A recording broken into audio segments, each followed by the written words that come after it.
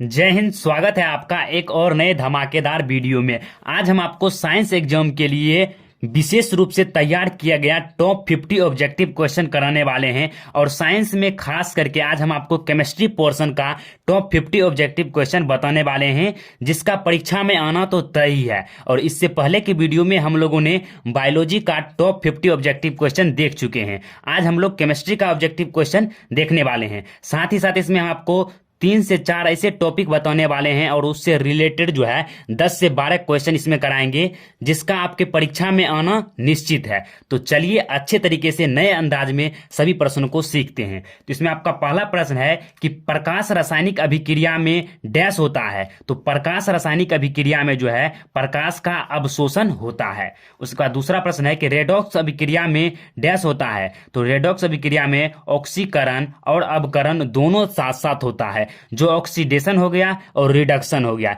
ये दोनों रिएक्शन जो है वह रेडॉक्स रिएक्शन में होता है। इसमें अगर पूछा जाएगा परिभाषा की रेडॉक्स अभिक्रिया से आप क्या समझते हैं, तो इसमें आप लिख सकते हैं कि रेडॉक्स अभिक्रिया वैसा अभिक्रिया है जिसमें ऑक्सीकरण एवं अवकरण अभिक्रिया दोनों साथ साथ संपन्न होता है। उसी को हम लोग रेडॉक्स अभिक्रिया या रेडॉक्स रिएक्शन कहते हैं। उसके बाद तीसरा प्रश्न है कि जिस न्यूनतम ताप पर कोई पदार्थ जलना प्रारंभ करता है उसे कहते हैं, तो उसे हम लोग ज्वलन ताप कहते हैं। ये प्रश्न भी 2 नंबर में पूछा गया था कई बार कि ज्वलन ताप से आप क्या समझते हैं। तो वह न्यूनतम तापमान जिस पर कोई पदार्थ जलना प्रारंभ करता है उसे हम लोग ज्वलन ताप कहते हैं। उसके बाद देखिए नेक्स्ट प्रश्न है, 4 नंबर का प्रश्न है कि खाना बनाने में प्रयुक्त द्रवीभूत पेट्रोलियम गैस का प्रमुख अवयव है। तो उसका प्रमुख अवयव जो है वह ब्यूटेन है। और इसमें द्रवीभूत पेट्रोलियम गैस का मतलब होता है एलपीजी, लिक्विफाइड पेट्रोलियम गैस। तो इस तरह से याद रखना है। और इसमें जो इसका मुख्य अवयव है, जो मुख्य रूप से मिलकर बना होता है, वह आपका ब्यूटेन है। उसके बाद देखिए नेक्स्ट है, यहाँ पर हम आपको एक बात और भी बता देते हैं कि अगर ब्यूटेन का संरचना अगर पूछा जाएगा तो आपको किस प्रकार से बनाना है वो भी बता ही देते हैं साथ ही साथ। देखिए ब्यूट होता है, ब्यूट मतलब 4 कार्बन होता है। Eth, meth, prop, but, pent, hex, oct, ये सभी आप पढ़े होंगे। तो इसमें जो ब्यूट है, ब्यूट होता है 4 कार्बन। तो पहले आपको 4 कार्बन लिख देना है, 1 कार्बन, 2 कार्बन, 3 कार्बन और 4 कार्बन। और आपको कार्बन 4 वैलेंसी होता है, ये 4 बॉन्ड बनाता है। तो एक बॉन्ड यहाँ बना लिया तो 3 हाइड्रोजन इसमें जोड़ देना है। फिर इसके बाद 1-2 बॉन्ड बना लिया तो ये 2 हाइड्रोजन लेगा। उसके बाद 1-2 बॉन्ड ये कार्बन बना चुका है तो इसमें 2 और हाइड्रोजन बनाकर अपना बॉन्ड ये पूरा कर लेगा। उसके बाद ये 1 ही बनाया है तो ये भी 3 ले लेगा। तो इस प्रकार से इसका जो पूरा संरचना हो गया ये हो गया। और इसे आप संक्षिप्त रूप में ये भी लिख सकते हैं, कार्बन क्या है 1 2 3 4 4 कार्बन है C4, 3 2 5 5 2 7 7 3, 3 2 5 5 2 7 7 3 कितना होता है 10। तो हाइड्रोजन 10 हो जाएगा। इस तरह से इसका ये भी संरचना हो सकता है या ये हो सकता है। उसका 5वां प्रश्न है कि कौन सा पदार्थ फोटोग्राफी में प्रयुक्त होने वाली फिल्म बनाने में प्रयुक्त होता है। तो वह होता है आपका AgBr। Ag मतलब होता है सिल्वर, Br मतलब ब्रोमाइड। तो सिल्वर ब्रोमाइड जो है वह फोटोग्राफी में प्रयुक्त होने वाला फिल्म बनाने में प्रयुक्त होता है।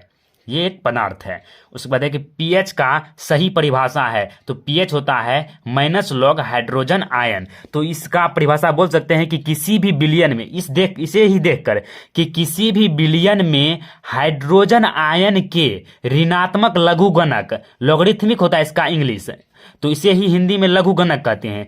तो किसी बिलियन में हाइड्रोजन आयन H+ आयन के ऋणात्मक मतलब -log के को ही हम लोग पीएच मान कहते हैं, पीएच कहते हैं। तो इसका परिभाषा पूछा जाएगा तो आपको लिख देना है। उसके बाद देखिए नेक्स्ट प्रश्न है कि बैटरी अम्ल है। तो बैटरी जो है वह सांद्र H2SO4 सल्फ्यूरिक अम्ल जो है, कंसंट्रेटेड सल्फ्यूरिक अम्ल जो है आपका बैटरी अम्ल के नाम से जाना जाता है। उसके बाद परस्वेद लवण है तो अनार्ध CaCl2। Ca मतलब होता है कैल्शियम, Cl2 मतलब क्लोरीन। तो कैल्शियम क्लोराइड हो जाएगा, 2 है यहाँ पर तो क्लोराइड हो जाएगा। कैल्शियम क्लोराइड को ही परस्वेद लवण कहा जाता है। और परस्वेद लवण क्या होता है इसका परिभाषा भी थोड़ा सा जान लीजिए, क्योंकि ये 2 नंबर में अक्सर पूछा जाता है। तो परस्वेद लवण तो वैसा लवण जिसे अगर हम वायु में खुला छोड़ देते हैं, मान लीजिए आपके पास एक कोटरा है, इसमें परस्वेद लवण है, अगर आप इसे वायु में खुला छोड़ देंगे तो वायु में उपस्थित जलवाष्प को ये जो अवशोषित करके पसीजने लगेगा, उसी को हम लोग परस्वेद लवण कहते हैं। जैसे हो गया NaCl इसका उदाहरण हो गया, CaCl2 इसका उदाहरण हो गया। उसके बाद नेक्स्ट है आपका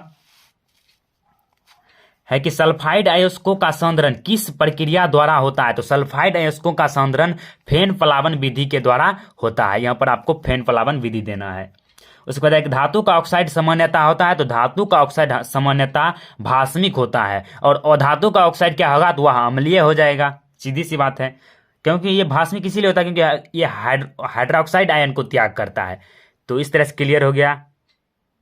यहाँ पर हम आपको कॉन्सेप्ट के साथ बता रहे हैं ताकि आपको याद करने में परेशानी नहीं होगा। अगर आप ऐसे रटिएगा तो थोड़ा सा परेशानी होगा, लेकिन अगर उसका कॉन्सेप्ट भी थोड़ा थोड़ा जानते जाइएगा तो रटने में, याद करने में उतना परेशानी नहीं होगा।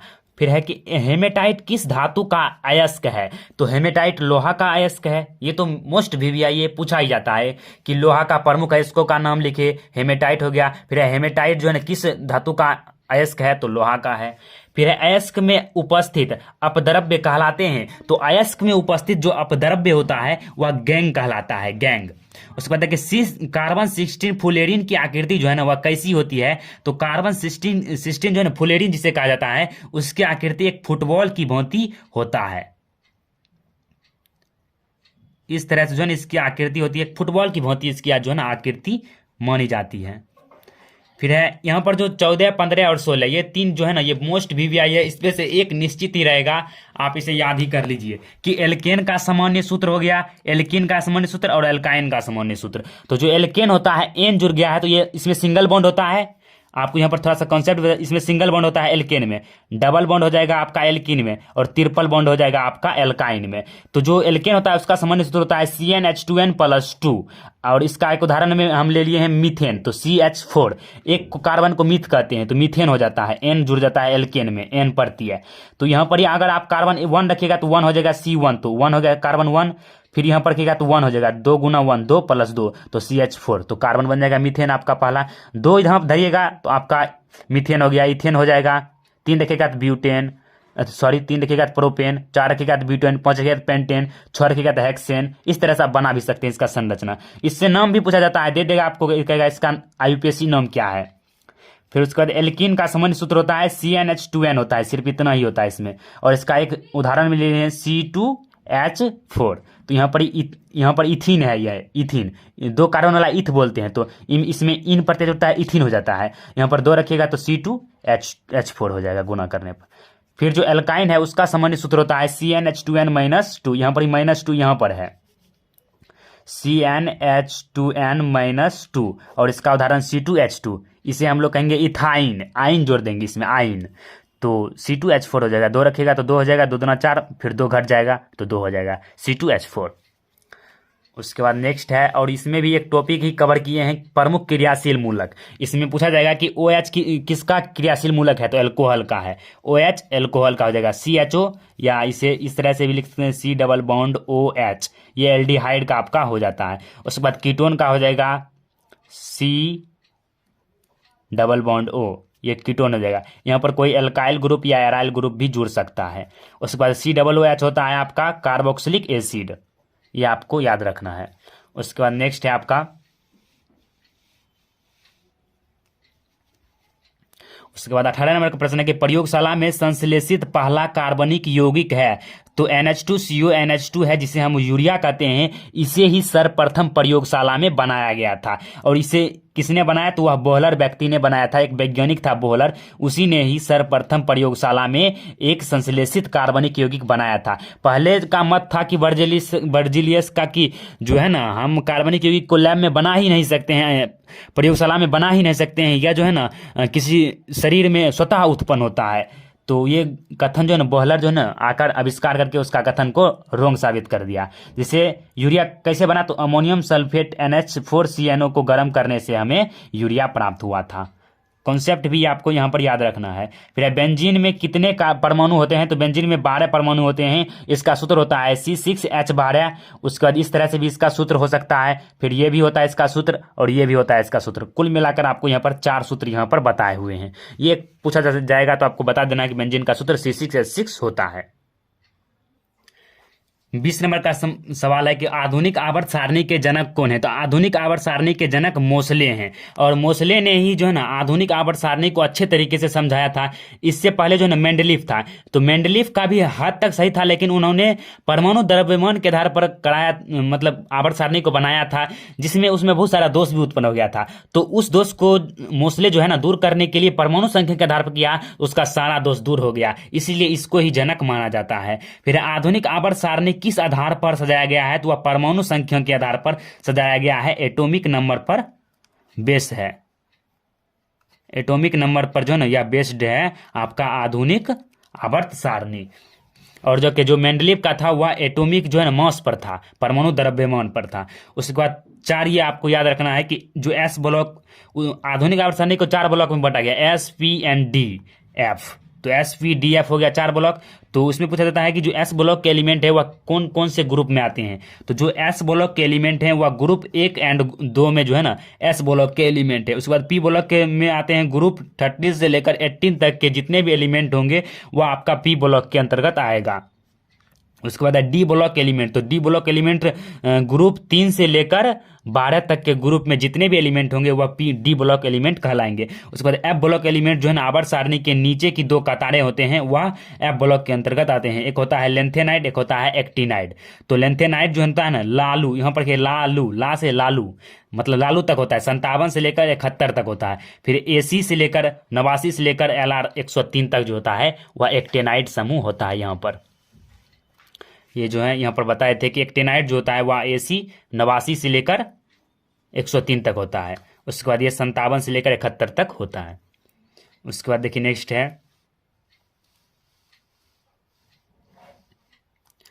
कि निम्नलिखित में कौन जो है ना विद्युत का सर्वोत्तम चालक है। तो विद्युत का सर्वोत्तम चालक आपका हो जाता है सिल्वर, जिसे आप चांदी कहते हैं, एजी। कभी कभी ऑप्शन में एजी भी रहेगा तो आपको याद रखना है वह सिल्वर का होता है। और सोना का होता है एयू, तांबा का होता है कॉपर सीयू, लेड का होता है पीबी।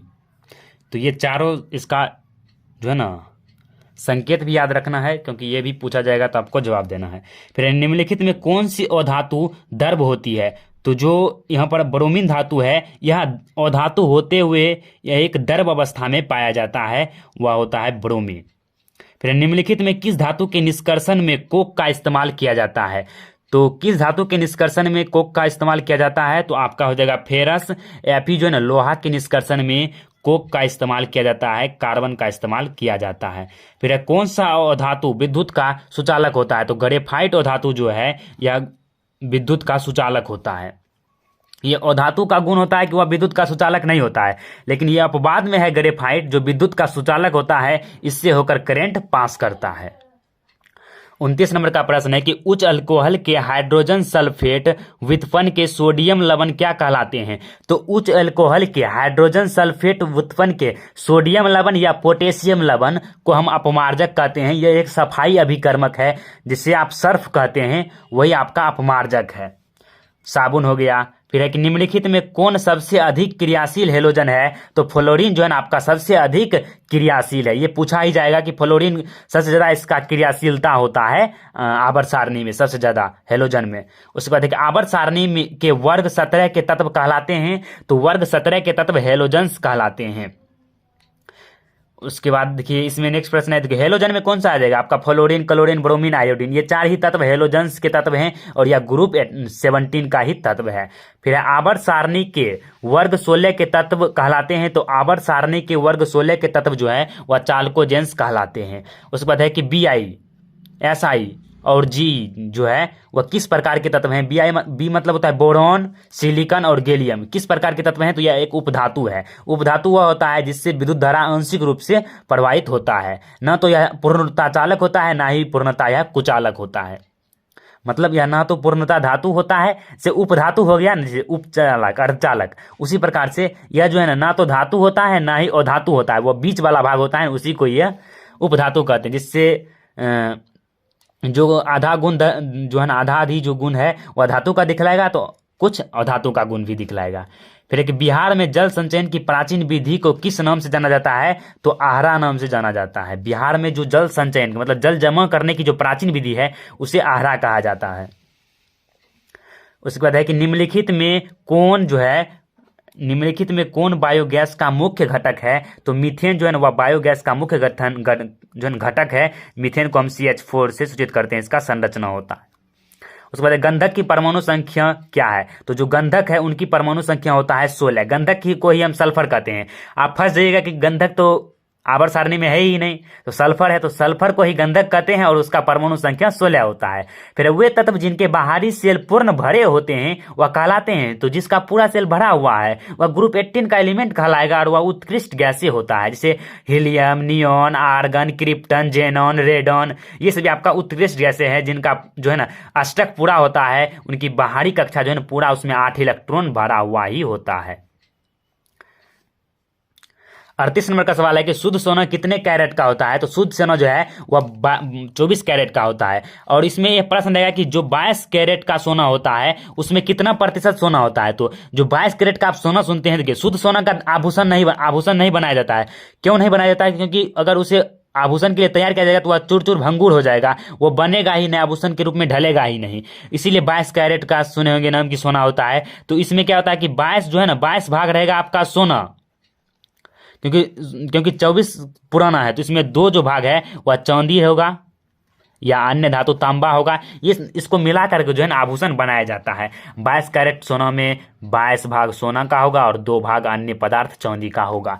फिर है कुछ महत्वपूर्ण मिश्र धातु। इससे एक प्रश्न निश्चित ही रहता है कि आपको बताना है कि जो है ना मिश्र धातु या किसका किसका मिश्रण है। जैसे पित्तल, तो पित्तल का कैसे बनता है? तो जब हम कॉपर और जिंक को आपस में मिला देंगे तो हमें पित्तल बन जाएगा, हमें पित्तल प्राप्त होगा। उसके बाद कांसा किसका होता है? तो ये कॉपर और एसएन, एसएन मतलब टीन, एसएन जो है ना ये हो जाएगा आपका टीन और जाके कॉपर तांबा का मिश्रण होता है कांसा। कांसा का बर्तन भी सुने होंगे। उसके बाद स्टील जो है वह फेरस और कार्बन का मिश्रण होता है। उसके बाद है कि सोल्डर या रंगा।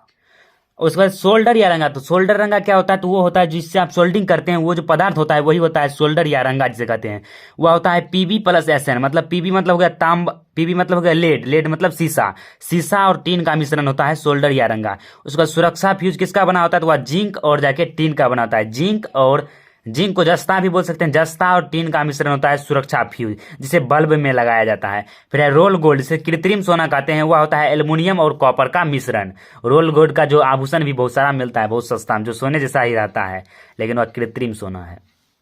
उसके बाद कुछ महत्वपूर्ण सूत्र जो पूछा ही जाएगा कि जिप्सम का सूत्र क्या होता है? तो CaSO4 × 2H2O। Ca मतलब कैल्शियम, SO4 मतलब सल्फेट, कैल्शियम सल्फेट, और इसमें 2 जो है ना जल के अणु जुड़े होते हैं। उसके बाद प्लास्टर ऑफ पेरिस, तो प्लास्टर ऑफ पेरिस का सूत्र होता है CaSO4 का होल 2 × H2O। इसे देखिए आप याद रख सकते हैं कैसे? तो प्लास्टर ऑफ पेरिस कैसे बनाया जाता है ये भी यहाँ पर बता देते हैं।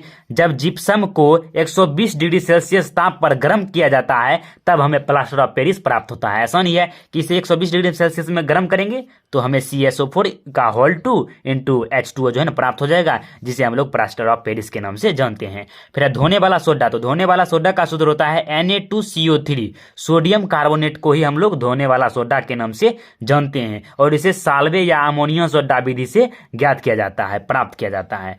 फिर है कि खाने वाला सोडा का सूत्र NaHCO3 होता है, तो इसे सोडियम बाई कार्बोनेट कहते हैं।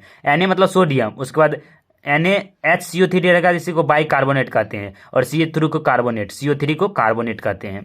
उसके बाद खरिया मतलब चौक होता है जो खरिया, उसी को कहते हैं कैल्शियम कार्बोनेट, जिसका सूत्र होता है CaCO3। उसके बाद देखिए नेक्स्ट प्रश्न है आपका 50 से ज्यादा ही प्रश्न हो गया, इसमें अगर प्रश्न जोड़िएगा तो आपका बहुत सारा ही हो जाएगा। उसके बाद देखिए नेक्स्ट प्रश्न है कि NaCl + AgNO3 AgCl + NaNO3 निम्न में किस प्रकार की अभिक्रिया है? तो यह द्विविस्थापन अभिक्रिया है, जिसे अन्य नाम से जानते हैं उभय विस्थापन, डबल डिस्प्लेसमेंट रिएक्शन हो गया।